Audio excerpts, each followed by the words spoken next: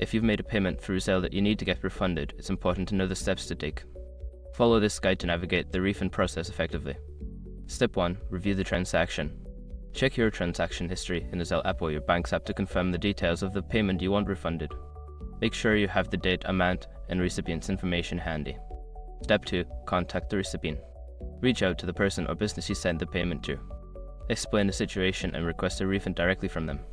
Many times, the recipient can initiate the refund process on their end. Step 3. Check Zelle's policies. Visit Zelle's official website or your bank's subpage to understand their refund policies. Zelle transactions are typically reversible, so knowing the policies can help you determine your options. Step 4. Contact your bank.